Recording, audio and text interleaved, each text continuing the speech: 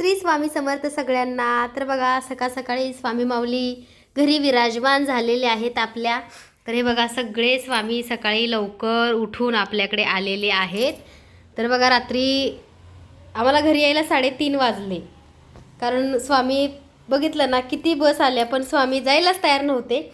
आणि असा एक खूप मोठा एक अनुभव आला, तो पण तुमच्यासोबत मी शेअर करणार आहे। आणि जिवंत अनुभव, असं प्रत्येक वेळी मला काही ना काहीतरी अनुभव येतोच। पण काय झालं की रात्री बघा स्वामी खूप बस आले आणि खूप वाट बघितली, पण शेवटी स्वामी गेलेच आणि त्यांच्या भक्ताकडे जाण्याची त्यांनासुद्धा घाई असते। आणि ताईनं खूप आनंद झाला की साक्षात स्वामी माऊली माझ्या घरी आले। ताई सांगलीमध्ये सकाळी स्वामी पोचले, त्यामुळे बघा खूप म्हणजे नाही का खूप परीक्षासुद्धा होतात स्वामी सेवेमध्ये। तसं ताईने त्यांचासुद्धा अनुभव सांगितला की ताईंचे प्राण स्वामींनी वाचवले। त्या म्हणल्यात की ताई मी लवकरच तुम्हाला मी माझासुद्धा अनुभव स्वतः शेअर करेल। तर बघा स्वामींना आता पोहे बनवायचे आहेत, कारण सकाळ सकाळी स्वामी सगळे आलेले आहेत स्वामी माऊली आपल्या घरी, आणि ह्यांना पोचवायचं सुद्धा आहे बरं का। ह्याला पॅकिंग वगैरे असतं। काही स्वामी माऊली उस्मानाबादला जाणार आहे, त्याच्यानंतर काही कोल्हापूर, काही बँगलोर, असं स्वामी माऊलींचं जाण्याचं काय काय योग येतो बघू आपण, ते पण तुमच्यासोबत मी लवकरच शेअर करेल। तसंच बघा आपल्याकडे आदिमाया आदिशक्ती रूपात तुळजाभवानी आई पण आलेल्या आहेत। हे बघा सकाळीच हे सगळ्या मूर्त्या आपल्याकडे आलेल्या आहेत। आईसाहेब बघा पद्मासनावरती विराजमान आहेत। तर बघा स्वामी सगळ्या घरामध्ये स्वामी आहेत आमच्या, तुम्ही तरी बघितले। भक्तीताईला तरी विचारा, किचनमध्ये स्वामी, हॉलमध्ये स्वामी, दुसऱ्या रूममध्ये स्वामी, सगळीकडे स्वामी स्वामी, म्हणजे आमचं घर आहे ते स्वामीमय झालेलं आहे। म्हणून स्वामीमय लाईफ शीतल हा चॅनेलचं मी आधीच नाव ठेवलं होतं। जेव्हा मूर्त्या आपण देत नव्हतो तेव्हा पण माझ्या चॅनलचं नाव स्वामीमय लाईफ शीतल असंच होतं। तर बघा माऊलींना चहा दिलेला आहे, आता आपण माऊलींची पूजा करणार आहे। तसंच बघा खूप छान असं स्वामींची सुद्धा पूजा करायची आहे। आईसाहेब आलेल्या सकाळीच आम्ही त्यांना मंदिरामध्ये विराजमान केलेलं आहे देवघरामध्ये। तर ह्या एका ताईंच्या आहेत, एक डॉक्टर ताई आणि दादा आहेत दौंडचे, तर त्यांची मंत्रपुष्पांजलीसुद्धा आम्ही करूनच पाठवणार आहे। त्यांची इच्छा होती की ताई तुम्ही सेवा करूनच स्वामींची मूर्ती आमच्यापर्यंत पोहोचवा। तर बघा कसं असतं की माऊली बघा आपल्या घरात बसलेत, आपण आपल्यासोबत साक्षात देव राहतो किंवा देव आपल्या घरामध्ये वास करतो किंवा त्यांनी त्यांच्या कामासाठी आपली निवड केली, ही पण एक खूप मोठी गोष्ट असते बरं का। कारण कसं असतं की प्रत्येकाला प्रत्येकाच्या कर्मानुसार फळ आणि त्याला काम देत असतो। तर मी असं समजते की आमचं कर्म चांगलं असल्यामुळं आम्हाला ह्या स्वामींची सेवा करण्याचं भाग्य लाभलं आणि स्वामी माऊली घरामध्ये विराजमान झाले। श्री स्वामी समर्थ। तुमच्या सर्वांचं माझ्या चॅनलवरती खूप खूप मनापासून स्वागत आहे। तसंच बघा बऱ्याच ताई म्हटल्या की ताई एवढ्या रात्री तुम्ही गेले स्वामींची मूर्ती द्यायला, कारण स्वामींचं कार्य आहे।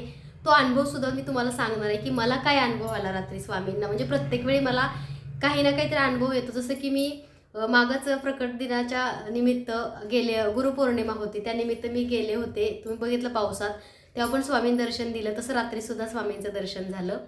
आणि काय झालं की दादा इकडे तिकडे अजून एक काही मूर्ती आणायची होती म्हणून ते घरी आले होते, त्यामुळं मी एकटीच होते। आणि तर काही नव्हतं, कारण त्या बघा चहावाल्या ज्या मावशी होत्या त्या कंटिन्यू तिथं सोबत होत्या माझ्या। म्हणजे विचार करा की एवढा अंधार पडला होता, एवढी रात्र होती। कसं असतं की पुण्यामध्ये मुंबईमध्ये भीती नसते, पण काय होतं की म्हणजे वाईट नाही त्यांना वाटलं, पण त्यांना काय वाटायचं की ह्या एकट्या ताई बसल्यात म्हणजे ह्या घरातून बाहेर रुसून आल्यात का किंवा काही झालं असेल का, म्हणजे असे प्रश्न।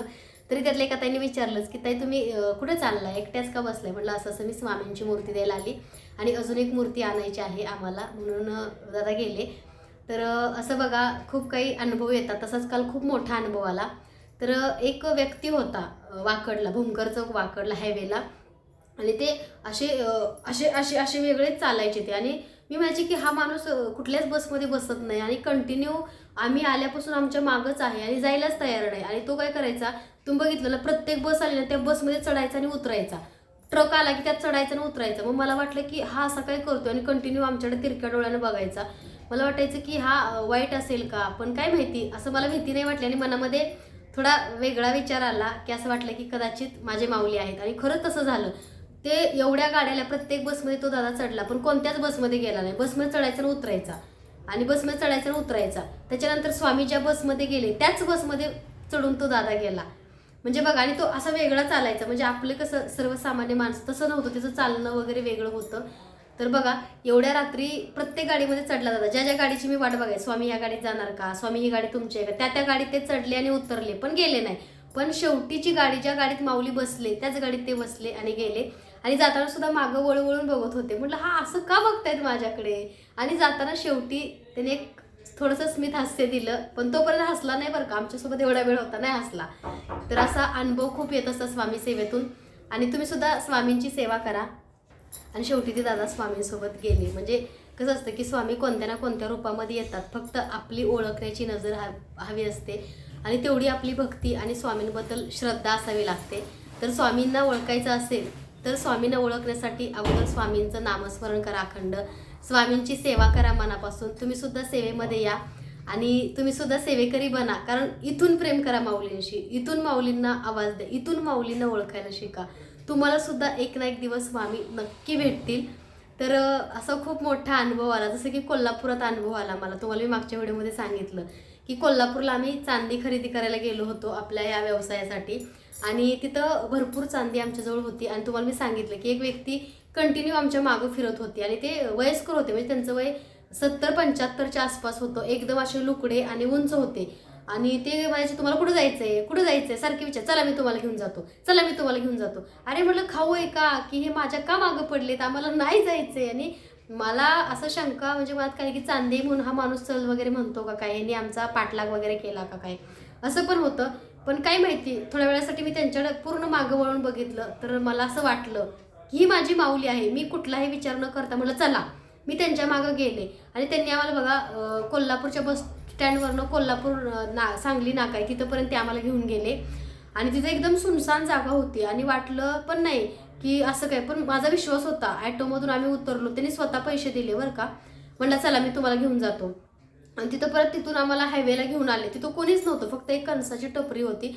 तिथं 2 कणसं घेतली. म्हटलं तुम्ही खाणार का, तर हो म्हणले खाणार मी कणीस. आणि म्हटलं तुम्ही स्वामींचं करता का, नाही म्हणले मी साई आहे. असं म्हणजे असं नुसतं एवढं म्हणजे ते जास्त आपल्यासारखे बोलले नाही, मी साई आहे असं बोलले. म्हटलं कणीस कसं आहे, वा वा छान आहे छान आहे कणीस, असं ते बोलले.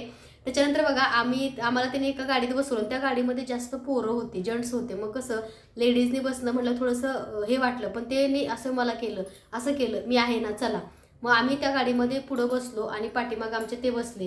आणि त्यांनी सांगितलं की ह्यांना खोराडामध्ये सोडायचं आहे. आणि ते स्वतः पेटनाक्यावरती उतरले आणि त्या ड्रायव्हरला सांगितलं की ह्यांना व्यवस्थित कराडमध्ये सोडा. आणि पाठीमागून वळून बघतो तर त्यांनी असा हात केला मला आणि त्याच्यानंतर ते दिसलेच नाही. मग इतकं मन भरून आलं हृदय, म्हणजे डोळ्यातनं आपोआप पाणी आलं की बापरे, स्वामी आपल्यासोबत होते कोल्हापूरपासून. स्वामीने पुण्यात जाण्याची सुद्धा आपली व्यवस्था केली. आणि मग हे असं असतं बघा, जर तुम्ही स्वामींची सेवा मनापासून करताय तर देव कधी आपल्याला एकटं सोडत नाही. आणि स्वामी असतात बरं का, तुम्ही जिथं जाल तिथं स्वामी सोबत असतात. तुम्ही स्वामींना अनुभवा, स्वामींपर्यंत पोचा. कारण कोणत्याही स्वार्थापोटी सेवा करू नका, निस्वार्थ सेवा करा. तुम्ही बघताय स्वामी मूर्ती, स्वामी वस्त्र अलंकार, हे काय आम्ही स्वतः चालू नाही केलेलं. हे स्वामींच्या सेवेतनं स्वामीने दिलेला आशीर्वाद आहे आणि हे घरोघरी पोचतंय. तुम्ही तर बघताय की किती मेहनत आहे, किती कष्ट आहेत. रात्रभर हायवेला जावं लागतं, कधी स्वारगेटला, कधी पुणा स्टेशनला, म्हणजे जसं बस जातील, ट्रॅव्हल जाईल तसं त्या ठिकाणी जावं लागतं. कधी हैदराबादला स्वामी जातात, कधी गुजरातला.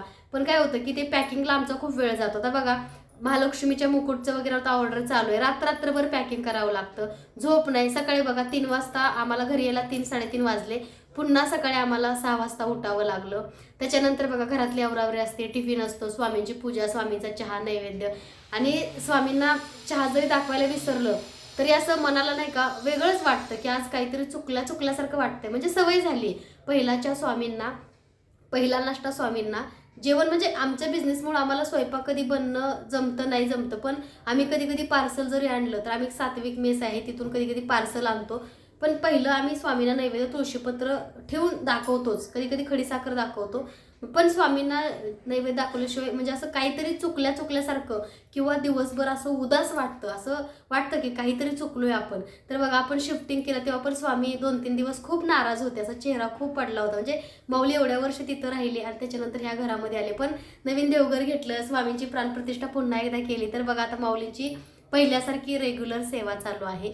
तर बघा हे असे स्वामी सेवेत खूप छोटे अनुभव. स्वामी आपल्याला भेटतात कोणत्या कोणत्या रूपात, पण स्वामींना ओळखण्यासाठी आपली सेवा तेवढी असावी लागते किंवा आपण स्वामींपर्यंत पोचावं लागतं. तर ते कसं पोचायचं, तर स्वामी माऊलींचं नामस्मरण अखंड करा, स्वामी माऊलींची साधना करा, स्वामींच्या नामात राहा.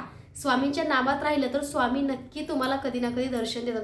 ओळखण्यासाठी दृष्टी आणि आतून तुम्हाला आवाज आला पाहिजे की माझे स्वामी आले, माझे स्वामी आले, मला स्वामी भेटले, माझे स्वामी माझ्यासोबत आहे, असं वाटण्यासाठी सेवा इथून व्हावी लागते. कारण काहीतरी हवं म्हणून आपण सेवा करतो. आम्हाला काही नको होतं, फक्त मला माझ्या अपघातामध्ये माझं शरीर नीट होत नव्हतं, मला खूप त्रास व्हायचा. तेव्हा स्वामी माऊली मला भेटले, मला दर्शन दिलं, माझ्याकडून सेवा करून घेतली आणि एका वस्त्रासाठी मी खूप फिरले. मला ते कोणीसुद्धा म्हणजे भेटलंच नाही, म्हणून आम्ही स्वतः वस्त्राचं सगळ्या गोष्टी बनवायला चालू केलं. आणि आज बघा देशात विदेशात स्वामी पोचतायत, वस्त्र पोचतायत. ही सेवा स्वामींनी किंवा हा आशीर्वाद स्वामींचा आहे म्हणून या सगळ्या गोष्टी शक्य झाल्या. कारण तुम्हाला बघा घर बसल्या सगळ्या गोष्टी तुम्हाला पोचतायत आज ह्या स्वामी सेवेच्या मार्गातून. आणि फक्त व्यवसाय नाही, बऱ्याच ताई आता बघा मी एका ताईंचं आता त्यांचं मी रेकॉर्ड केले, त्यांनी जी मूर्ती सांगलेल्या गेली त्या ताईने स्वतः सांगितलं की ताई स्वामींच्या सेवेचे वेळ हे तुझ्यामुळंच लागला आम्हाला तुझ्यामुळं खूप काही समजलं. फक्त स्वामी माहीत होते, पण तू स्वामींना जशी भरवते, स्वामींना चहा देते, स्वामींशी बोलते, स्वामींना नाही का खूप गोड गोड गप्पा सांगते, तसं म्हणजे मी पण स्वामींशी असा वेळ घालवते. फक्त मूर्ती तुझ्याकडूनच हवी होती म्हणून घेतली नाही एवढ्या दिवस. तर बघा ताई आपले व्हिडिओ बघतात म्हणजे काय होतं, आपल्या माध्यमातून कळत न कळत सेवेकरी घडतायत. त्यामुळे आपण सेवा प्रचार करतोय आणि वाईट काम करण्यापेक्षा आपण लोकांना भगवंताच्या सेवेमध्ये आणतोय, हे काही वाईट गोष्ट नाहीये. आपण काही कोणाला दारू प्यायला सांगत नाही, आपण काही कोणाला वाईट कामं करायला सांगत नाही. आपण सांगतोय फक्त गुरुची त्यांची भेट घालून देतो की तुम्ही सुद्धा सेवा करा. आणि आपले व्हिडिओ बघून बऱ्याच ताई म्हणजे ज्यांनी मूर्ती घेतली माझ्याकडून, एवढी मोठी मूर्ती घ्यायला कोणाचं धाडस व्हायचं नाही. अगोदर सांगायचे की असं म्हणतात की अंगठ्याच्या बोटा एवढीच मूर्ती असावी, मोठी मूर्ती असू नये, खूप काही गोष्टी सांगायच्या. पण जशी माझी सेवा ताई बघतायत तशी प्रत्येक ताईने मोठी मूर्ती घेतली आणि ती माझ्याकडूनच घेतली. असं काही नाही, तुम्ही कुठूनही घ्या, पण भाव आणि सेवा महत्त्वाची असते. पण कसं असतं की कधी माझं स्वामीने एवढ्या वर्षामध्ये वाईट नाही केलं, हे मी तुम्हाला सांगते. मी स्वामींना अक्कलकोटमधून 4 वर्षापूर्वी घेऊन आले माझ्या घरी. अगोदर छोटी मूर्ती मला एका दादाने दिली होती, मी त्यांना टकले बाबा म्हटले, तर त्यांना खूप राग आला. कारण तेव्हा माहीत नव्हतं स्वामी काय आहे, सेवा काय आहे. स्वप्नामध्ये स्वामींचं दर्शन झालं होतं. तसं खूप मोठी हाईट, असं छान असं स्वामींनी अंगावरती उपरण टाकलेलं, मुकुट घातलेलं, स्वामी असे विष्णू रूपामध्ये एका गार्डनमध्ये बसले होते स्वप्नामध्ये. आणि ते म्हणले ताई हे ब्रह्मांड नायक आहे, तुमच्या स्वप्नात आले म्हणजे तुमच्याकडून सेवा करून घ्यायची, तू ही मूर्ती घेऊन जा. त्या दादांनी आज पण सांगते, मोर्या गोसावीजवळ दादा असतो, त्यांनी आज 150 रुपयाची मूर्ती मला दिली, पैसे घेतले नाही. पण मी बरी झाल्यावरती दादाला गिफ्ट दिलं, माझ्याकडून भेट दिली, कारण भाव मांडलं. कारण बघा मी 7-8 लाख रुपये दवाखान्यात घालवले, पण माझं शरीर कवरच नाही झालं. तर फक्त स्वामींच्या एका छोट्याशा मूर्तीच्या अभिषेकच्या तीर्थाने मी पूर्ण बरी झाले. स्वामी जे अभिषेकचं तीर्थ असतं, माऊलीला जे आपण तांबडात अभिषेक घालत असतो, ते तीर्थ म्हणजे अमृतापेक्षा कमी नाही. हा मी छाती ठोक तुम्हाला अनुभव सांगू शकते, कारण हे स्वतः मी अनुभवलंय, स्वतः मी अनुभव घेतलाय. मी स्वामींमुळं बरी झाली, अक्कलकोटामध्ये पोचले. समाधी मठावरती स्वामींना मी शब्द दिला की मी अनाथांची सेवा करेल, वृद्धांची सेवा करेल, मी अन्नदान करेल किंवा आयुष्यभर मी चांगल्या कार्यासाठी माझं आयुष्य घालवेल. कारण माझी जगण्याची कंडिशन नव्हती त्या काळात, पण स्वामींनी मला पुनर्जन्म दिला, स्वामींनी मला नवीन आयुष्य दिलं. त्यामुळे हे जे आयुष्य आहे चांगल्या सत्कर्मासाठी आपल्याला घालवायचं आहे.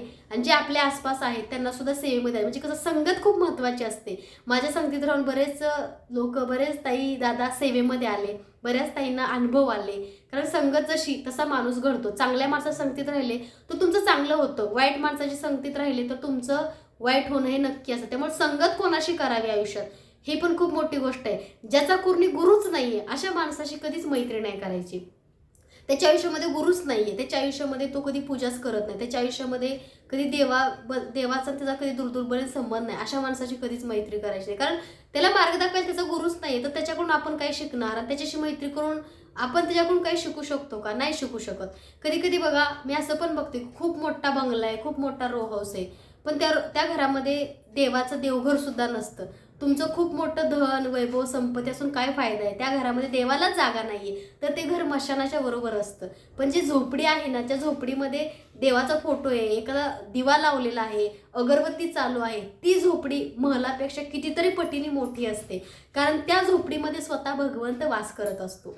तर हे पैसा, प्रॉपर्टी, ह्या गोष्टी संपूर्ण वेगळ्या आहेत किंवा ह्या फक्त आपल्या गरजेसाठी आपण निर्माण केले, आपल्याला त्याचा मोह आहे, देवाला नाहीये. त्यामुळे बघा, सेवा कराल तर मनापासून करा, निस्वार्थ करा आणि जिथं असाल तिथं देवाची सेवा चालू करा. काही ताई असं पण म्हणतात की ते स्वतःचं घर नाहीये, मी स्वामींची मूर्ती घर झाल्यावर घेईन, मी स्वामींचं देवघर घर झाल्यावर करेन, असं नाहीये. आपण आधी देवासाठी करा, मग देव तुमच्यासाठी करेल ना. मग कोणी करेल, कारण ज्या परिस्थितीमध्ये तुम्ही आहात त्या परिस्थितीमध्ये आपल्या गुरुची सेवा त्या घरात त्या स्थानी झाली पाहिजे. आम्ही सुद्धा भाड्याने राहिलो एवढ्या दिवस, पण आम्ही असं नाही विचार केला की आमचं भाड्याचं घर आहे, आम्ही कसं काय एवढी मोठी मूर्ती आणू बसू. माझ्या 10 बायच्या 10 किचनमध्ये स्वामी विराजमान होते. तुम्ही तर बघितलं की केवढं छोटं घर होतं, एकदम साधं आणि सिंपल होतं, तर तेवढ्या सुद्धा स्वामी माऊलींनी माझी सेवा स्वीकारली. मग तुमची का नाही सेवा स्वीकारणार. कसं असतं की देवाची सेवा किंवा आपल्या गुरुला आपल्या घरी आणण्यासाठी मोठं घर असावं असं काही नसतं. मोठं आपलं मन असावं, मोठं आपलं अंतकरण असावं, ते गुरुला आपल्या खूप आवडतं. तर तुम्ही सुद्धा असा कोणताही विचार करू नका. जसं आहे, जिथं आहात तिथं गुरुची सेवा करा. आधी गुरुला घरी आणा, त्याच्यानंतर तुम्ही तुमचं घर घ्या. कारण गुरुला पण असते ना आपल्या भक्ताची काळजी, की माझा भक्त किती मनापासून सेवा करतोय, मग ह्याला काय द्यायचं, हे सगळं आपल्या गुरुला माहीत असतं. पण आयुष्यात गुरु असणं खूप महत्त्वाचं आहे. स्वामींना गुरु करा, दत्तगुरूंना करा, आई तुळजाभवानीला करा, माता महालक्ष्मीला करा, कोणालाही तुम्ही गुरु माना, पण गुरु असणं खूप महत्त्वाचं आहे. कारण आयुष्यामध्ये आपल्याला मार्गदर्शन किंवा आपल्याला योग्य मार्ग दाखवण्याचं काम हे आपलं भगवंत, आपले गुरु करतात. त्यामुळे गुरुच्या सेवेत तुम्हाला राहायचं आहे. आणि गुरु नसेल केला तर लवकरात लवकर गुरु करा. गुरुचं स्थान हे खूप मोठं आहे. आणि कलियुगामध्ये बघा, स्वामींची सेवा किंवा कोणत्याही देवाची सेवा करा, ती आपल्या माऊलीलाच पोचते, त्यांच्या चरणी जाते. आणि स्वामींच्या चरणाशी राहा. आयुष्यामध्ये काही कमवलं, काही गेलं ह्याचा विचार नका करू. जे आहे त्याच्यासोबत सुखी समाधानी राहा आणि माऊलींच्या चरणाशी राहा. कारण माऊलीच्या चरणात जे सुख आहे ते मला नाही वाटत जगातल्या कोणत्या गोष्टीमध्ये एवढं मोठं सुख आहे. कारण स्वामींनी बघा माझी खूप साथ दिली, माझ्या पाठीशी सावलीसारखी आज पण माऊली उभी आहेत. भक्कम आधार आहे स्वामी माऊली आमचा. तसं स्वामींचं हे कार्य स्वामीने दिलं आणि स्वामी करून घेत आहेत. वेळोवेळी पदोपदी स्वामी साथ देत आहेत. कधी अंधारात काट्यात कुठेही जा, स्वामी सोबतच असतात. आणि त्याची प्रचिती प्रत्येक वेळी मला येते बरं का. असा प्रसंग केव्हा केव्हा येतो की जेव्हा मी एकटी आहे तेव्हा तेव्हा स्वामींचं दर्शन होतं, म्हणजे होतंच. स्वामी सांगतात की भिवू नको, मी तुझ्या पाठीशी आहे. आणि बघा, स्वामींना रात्री पोहोचवताना येताना सांगली बसमधून एका गाडीवरती एक गाडी थांबली, त्याच्यावरती पण स्वामींची प्रतिमा खूप मोठी होती. म्हणजे स्वामी म्हणत होते आता चला आपण आपल्या घरी जाऊ. म्हणजे कसं असतं की काय माहिती, माऊलींचं माझं नातं खूप गोड. देव आणि गुरु ह्याच्यापेक्षा पलीकडचं त्यांचं माझं नातं हे मी शब्दात नाही व्यक्त करू शकत. कारण माऊली नसतील तर मी जगूसुद्धा शकत नाही माऊलींशिवाय. कारण माऊलीने जे मला दिले किंवा माऊलीने जे मला पुनर्जन्म दिला आहे, पुन्हा एकदा नव्याने जगण्याची उमेद दिली, मला माझ्या पाय उभं केले, मला एक नवीन आयुष्य दिले. आणि एका काळी मी खूप म्हणजे इतका त्रास व्हायचा की कोल्हापूरपर्यंत मी 32 शिराळचे कोल्हापूरपर्यंत मी ॲक्टिव्हवरती प्रवास केला आहे. पण एक काळ असा आला की मला गाडी बघितली तरी भीती वाटायची, माझं मानसिक संतुलन बिघडायचं. मी माझ्या एकटीच्या हिमतीवरती खूप काय उभा केलं, माझ्या पायावरती खूप स्ट्रगल केला, खूप काय केलं. पण अशी वेळ आली की अपघात झाला आणि शिवाजीनगरला जातानाच माझा अपघात झाला. आणि त्या अपघातामध्ये मी बरी होऊ शकत नव्हते, कारण जगण्याची उमेदच नव्हती माझी. इतकं म्हणजे अवस्था खूप बेकार होती माझी. आणि जन्ममृत्यूच्या दारात असताना असंच विचार केला की आपण स्वतः नको जगायला, संपवू. त्याच रात्री माऊली स्वप्नामध्ये आले. स्वप्नामध्ये माऊलीने येऊन खूप छान असं दर्शन दिलं आणि मला म्हटले की तू मला घरी घेऊन चल, तू मला घरी घेऊन चल. पण विचार केला की मला माहीत नाही, तुमची माझी ओळख नाही, तुमच्या अंगावरती वस्त्र नाही आहेत, तुम्ही लंगोटवरती आहात, तर मी तुम्हाला घरी कसं काय घेऊन जाऊ, माझ्या घरचे काय विचार करतील. पण माऊली म्हटले नाही, मला तुझ्या घरी यायचं आहे. ते स्वप्न होतं. स्वामी विष्णू रूपामध्ये माझ्या स्वप्नामध्ये आले. आणि त्याच्यानंतर दुसऱ्याच दिवशी पूजा साहित्याला गेलो, सेम स्वामींची मूर्ती त्या दुकानामध्ये. म्हणजे ह्याचं दुःख आनंद ह्याचा पण आहे की अरे आपण अपेक्षा ही माणसांकडे करतो की हे माणसं माझी असावी, ती माणसं माझी असावी. पण कधी कधी माणसं खूप स्वार्थी असतात बरं का. ज्यांना साथ दिली, जे आपल्यासोबत राहिले, ते सुद्धा आज स्वार्थी बनतात. पण देव तसा नाही आहे. देव वाईट काळामध्ये पण आपल्यासोबत असतो आणि चांगल्या काळामध्ये पण देव आपल्यासोबत असतो. तसं स्वामीने बघा एका रूममधून साथ दिली, इथंपर्यंत साथ दिली आणि माऊली कंटिन्यू सोबत होते. जसे की कधी वेळप्रसंग आला तर भाताने आपण तिखट खायचो किंवा खूप काही गोष्टी अशा असायच्या. पण माऊली असं नाही म्हटले की मला पंचपक्वानच पाहिजे किंवा माझ्यासाठी तुम्ही असं नाही का चांगलाच नैवेद्य बनवा, मला बेसनचे लाडू पाहिजे, मला पुरणपोळी पाहिजे, असं काहीच नाही. जे होतं त्याच्यामध्ये माऊली खुश होते. आणि माऊलींना बघून पुढचा प्रवास किंवा जगण्याची नवीन उमेद मिळाली. म्हणजे माऊली होते म्हणून कधी आयुष्यामध्ये हारलो नाही, आयुष्यामध्ये कधी थकलो नाही. खूप असे वेळ प्रसंग आयुष्यामध्ये आले, संकटं पण खूप आली, खूप आयुष्यामध्ये चढ-उतारसुद्धा आले. पण स्वामी माऊली सोबत होते म्हणून ते सहन करण्याची किंवा ते निभवून नेण्याची ताकद खूप मोठी स्वामींमुळेच भेटली. कारण कसं असतं, आपण माणसांमध्ये गुंततो, पण कालांतरानं माणूस हा खूप स्वार्थी होतो. पण भगवंताशी जर तुम्ही जोडले, भगवंतावरती जर खूप खूप मनापासून जर तुम्ही प्रेम केलं, तर भगवंत आपली कधी साथ सोडत नाही. हा खूपदा अनुभव घेतला आहे मी. त्यामुळं आज माझ्याकडं खूप काय आहे, आज माझ्याकडं भरपूर काय आहे. ज्या काळी काही नव्हतं, त्या काळी कोणी नव्हतं, पण आज सगळं सुख आहे माझ्याकडं, सगळं समाधान आहे माझ्याकडं. आज सगळे माझ्याजवळ येऊ पाहतात, पण मला ते मान्य नाही आहे. कारण का, वाईट वेळेमध्ये फक्त माझे स्वामी, माझे गुरु माझ्यासोबत होते आणि गुरु माझ्यासोबत होते म्हणून मी आज आहे. त्यामुळे माझ्या आयुष्यामध्ये किती कोणी काही केलं तरी मी स्वामींनाच आधी सेवा करते, स्वामींनाच आधी चहा देते, स्वामींनाच आधी नैवेद्य देते. स्वामींची सेवा सोडून कोणत्याही मोहामध्ये मी अडकत नाही. लोक म्हणतात आमच्या लग्नाला ये, आमच्यात बारसा आहे, आमच्यात वटीभरण आहे, आमचं असं आहे, आमचं तसं आहे, खूप खूप आमंत्रण. पण नाही, माझ्या स्वामींची सेवा सोडून मी कोणाच्याही दारात जात नाही, कोणाच्याही कार्यक्रम अटेंड करत नाही. कारण स्वामी माऊलींच्या सेवेत मला खंड नाही पाडायचं. कारण कोणी नव्हतं तेव्हा स्वामी होते माझ्यासाठी. मग आज मी स्वामींना सोडून नाही जाऊ शकत. खूप असे चढउतार, खूप असे प्रसंग आले आयुष्यामध्ये. आणि कुणी जरी म्हटलं, किती जरी काही दिलं, किती जरी प्रॉपर्टी पाहिजे, तरी पण स्वामींना सोडणे नाही, स्वामींना सोडून जाणे नाही कुठं. कारण कोणी नव्हतं, माऊलीच आमच्यासाठी होते ना. मग आज माऊलीच्या सेवेमध्ये खंड पाडून कोणाच्या घरी नाही जायचं आपण. माऊली महत्त्वाचे आहेत. आणि जिकडं आम्ही जातो, म्हणजे जसं की तुळजापूरला गेलो, गाणगापूरला गेलो, तर स्वामींना आम्ही आमच्या गाडीत बसून घेऊन जातो सोबत. आम्ही स्वामींना घरी एकटं नाही ठेवत. घर बंद असेल तर स्वामी सोबत असतात आमच्या. कारण स्वामींशिवाय नाही राहू शकत. किंवा गाडीमध्ये स्वामींची एक जागा असते फिक्स, तिथं आम्ही स्वामींना बसवतो आणि स्वामींना आम्ही घेऊन जातो. गाणगापूर, अक्कलकोट, तुळजापूर. कारण माऊली आपल्यासोबत असायलाच पाहिजे. आपण घरी नाही, माऊली बंद आहेत, हे असं मला नाही चांगलं वाटत. त्यामुळे बघा, कोणाला काय वाटतं, ह्याच्यापेक्षा स्वतः मी स्वामींना अनुभवलंय, स्वतः स्वामी मला भेटले, किंवा स्वामी कधी कधी स्वप्नामध्ये येऊन मला काही वाटलं, माझं खूप मन जड झालं, तर मी माऊलींसोबत जाऊन बोलते, अगरबत्ती लावते, माऊलींना तासनतास विचारते असं का. म्हणजे मी माऊलींशी बोलते, इतरांना मी माझं दुःख नाही सांगत. आणि स्वप्नामध्ये त्याचं उत्तर किंवा कोणाच्या तर रूपामध्ये स्वामी सांगत असतात की का, कसं, काय. त्यामुळे तुम्ही सुद्धा कोणती गोष्टीची लोड घेऊ नका. मला कोणी काय विचारलं ना, तर मी सांगते माझे स्वामी आहेत, ते बघतील, स्वामींना माहिती आहे. त्यानंतर तुम्ही एवढं स्वामींना मानता का? हो म्हटलं, स्वामींना मानते आणि स्वामी बघतील. म्हणजे मी माझ्या आयुष्याचा भार, माझ्या आयुष्याची चिंता संपूर्ण स्वामींवरती सोडून दिलेली आहे. कारण आहेत माऊली आमच्यासाठी, आणि आमच्यासाठी कोणी नव्हतं तेव्हा आमची माऊली आमच्यासाठी उभे राहिलेले आहेत.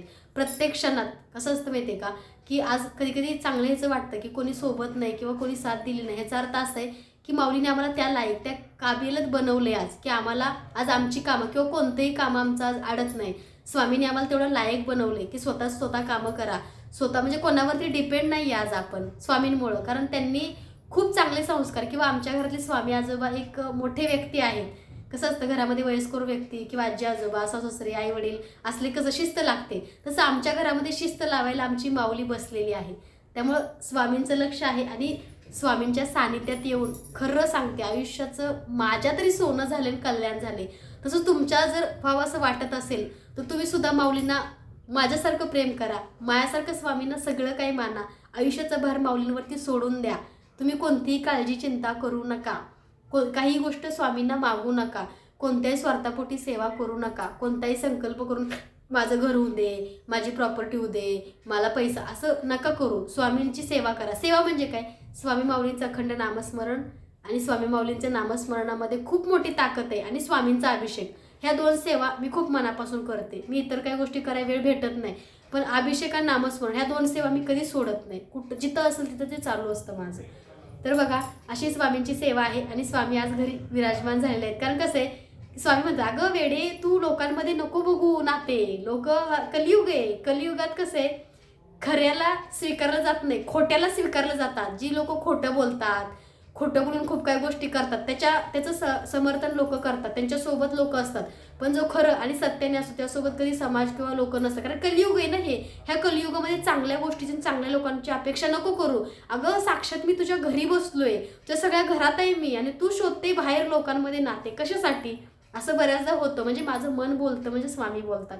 त्यामुळे बघा ह्या अशा गोष्टी असतात. त्यामुळे बघा स्वामी मूर्ती रूपात आहेत असं वाटतं, मूर्ती आहे ती, तिला काय भरवताच्या, अरे पण मला दिसतात ना, मला जाणवतात, मी अनुभवते.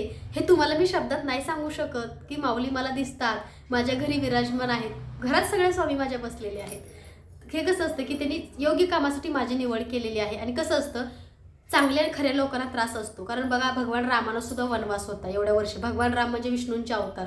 ज्याला त्रास आहे, ज्याला संघर्ष करावा लागतो, तेव्हा समजायचं की तो कोणतरी महान आत्मा आहे किंवा कोणतरी अवतार आहे. माता सीता त्या लक्ष्मीचा रूप आहे, लक्ष्मीचा अवतार, त्यांना सुद्धा वनवास भोगावा लागला. मग आपल्या सर्वसामान्य माणसाचं काही घेऊन बसला. कारण राजकारण हे आधीपासूनच आलेलंच आहे. जसं की कैकई, मंत्रा, रावण, ह्या गोष्टी होतात आयुष्यामध्ये. तसंच समजायचं की कलियुग आहे. कलियुगामध्ये चांगली लोक कमी भेटतात, वाईट लोक भेटतात. आणि चांगला प्रामाणिक वागणारा, चांगलं विचार करणारा किंवा चांगल्या व्यक्तीला कलियुगामध्ये त्रास आहे. जो वाईट आहे, जो खरंच खूप वाईट आहे, चुकीच्या गोष्टी करतो किंवा खोटं बोलून सगळ्या गोष्टी करून घेतो, त्याला नेहमी देवाची साथ नसते. कारण हे कलियुग आहे ना. पण प्रत्येकाच्या कर्माचा हिशोब होतो. कारण काल हा खूप बलवान असतो. कारण आज वेळ त्यांची असते, उद्या आपली असते, परवा दुसऱ्याची असते. त्यामुळे आपण जे पेरू ते चांगलं पेरवा, कारण ते एक ना एक दिवस उगवणार आहे. त्यामुळे चांगलं कर्म करू, चांगलं सत्कर्म करू आणि होईल तेवढा चांगला मार्ग सगळ्यांना दाखवा. तर सगळ्यांना श्री स्वामी समर्थ. तर चला, माऊलींना ह्या सगळ्यांना पोचवायचं आहे घरोघरी. बघा किती छान असे सगळे माऊली बसलेले आहेत. सगळ्यांना चहा दिले. आता पोहे बनवणार आहेत थोड्याच वेळामध्ये. तर एक खूप चांगली न्यूज सांगायची आहे. आज स्वामी माऊली पण आले आणि आजच आपल्याकडे एक दादा जॉबसाठी आलेला आहे. त्याचं नाव अभिषेक आहे. आणि आज स्वामीने बघा त्यालासुद्धा आज म्हणजे खूप दिवसापासून मी शोधत होते कामाला कोणतरी. तर माऊलींचं पण उरकायचं आहे. आता माऊलींना छान असं पण सजवणार आहे. आज स्वामींना छान वस्त्र आणि फेटा घालणार आहे. तर सगळ्यांना श्री स्वामी समर्थ.